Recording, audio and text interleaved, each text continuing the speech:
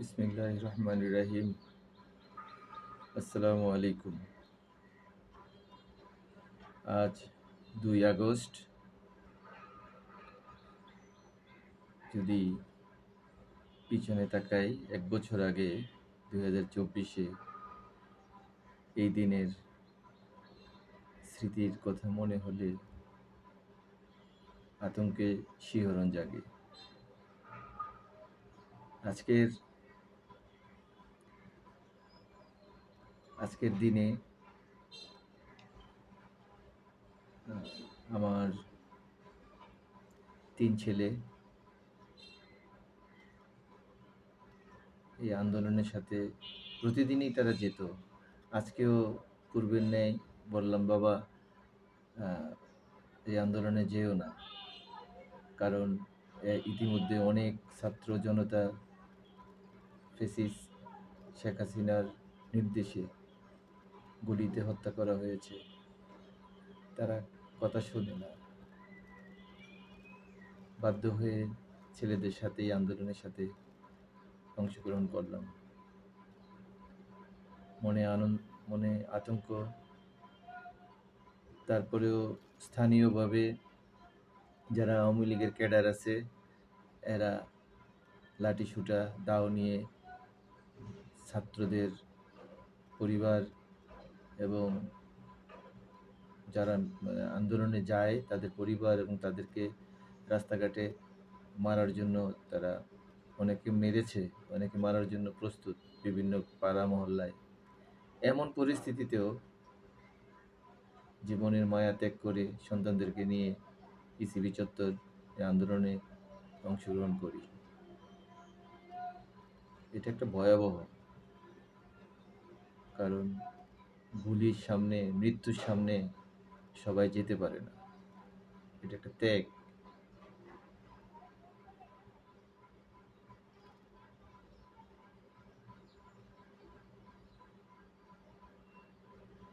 তারপরেও সন্তানরা বলতেছে, বাবা আমাদের সহপাঠীরা যাচ্ছে, এই আন্দোলনে যৌক্তিক দাবি, এটা এত লোকের হত্যা করেছে, আমরা এই আন্দোলনের সাথে থাকবই।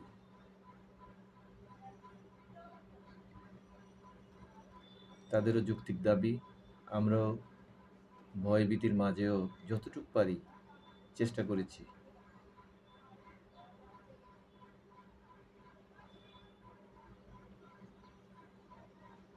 এই জুলাই বিপ্লব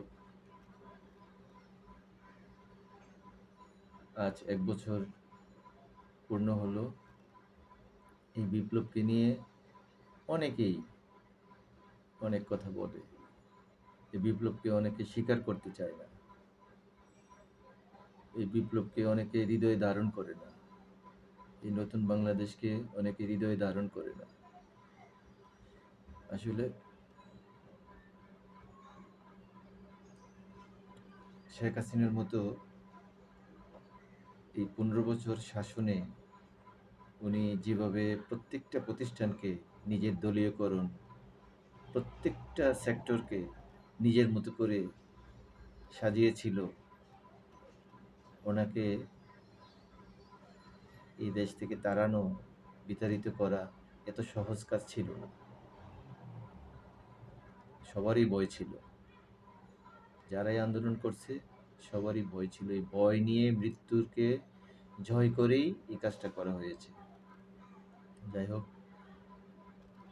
তারপরেও আমাদের ভাগ্য ভালো যে আমরা এই বিপ্লব পরবর্তী সময়ে এমন একজন ব্যক্তিকে পেয়েছি, ডক্টর মোহাম্মদ ইউনূস।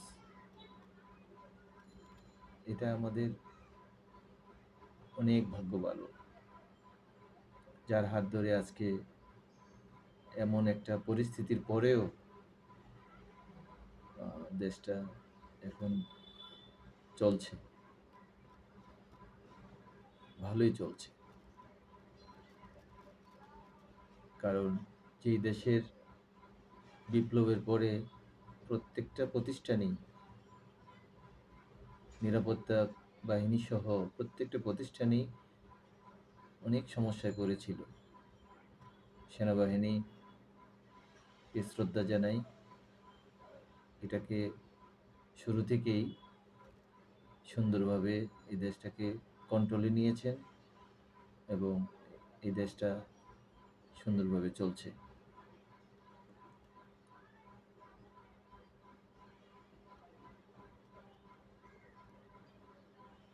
আর সেনাবাহিনীকে নিয়ে বলবো, তারা অনেক পরিশ্রম করতেছে। সেই বিপ্লবের পর থেকেই ক্যান্টনমেন্টের বাইরে বিভিন্ন জায়গায়, উপজেলায়, জেলায় তারাও তো মানুষ। তারা এই অতিরিক্ত কষ্টটা করতেছে, তাদেরকে অনেক অনেক ধন্যবাদ জানাই।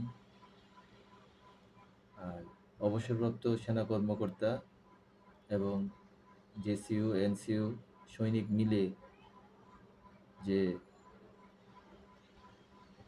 বিপ্লবের আন্দোলনে তারা সম্পৃক্ত হয়েছে, তাদের ভূমিকাটাও অনেক ছিল। তারাও তাদের ভয় ভীতির ঊর্ধ্বে উঠে, যেহেতু একজন সেনাবাহিনীর কর্মকর্তা বা আমরা যারা সেনা সদস্য আছি, আমরা রিজার্ভ ফোর্স, আমরা চাইলেই অনেক কিছু করতে পারি না, নিয়মতান্ত্রিকের ভিতরেই করতে হয়। তারপরেও যে সরকারের এই অন্যায় কাজের প্রতিবাদ বা আন্দোলনে শরিক হয়েছেন, এটার জন্য কৃতজ্ঞতা জানাই। সাহসী পদক্ষেপ নিয়েছেন, শ্রদ্ধা জানাই।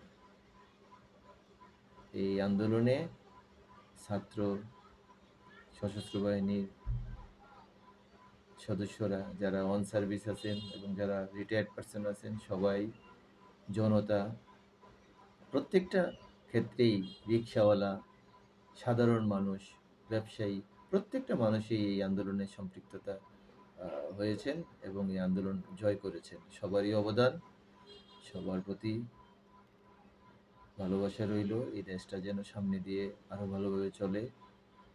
আর যারা পূর্বের সরকারের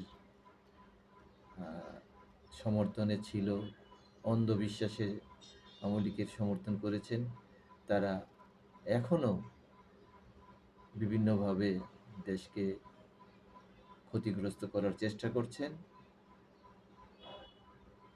তারা কাজটা ঠিক করছেন না। এই দেশটা আপনার আমার, একজনের জন্য, একটা পরিবারের জন্য আপনি নিজেকে এভাবে নষ্ট করতে পারেন না। সবাই আমরা বাংলাদেশি, বাংলাদেশকে আমরা এগিয়ে নিয়ে যাব। যার যার জায়গা থেকে বাংলাদেশকে হৃদয়ে ধারণ করব, বিপ্লবকে হৃদয়ে ধারণ করব। এটাই আমাদের সবারই চাওয়া হওয়া উচিত। সবাই ভালো থাকবেন, সুস্থ থাকবেন। আসসালামু আলাইকুম ওয়া রাহমাতুল্লাহি ওয়া বারাকাতুহু।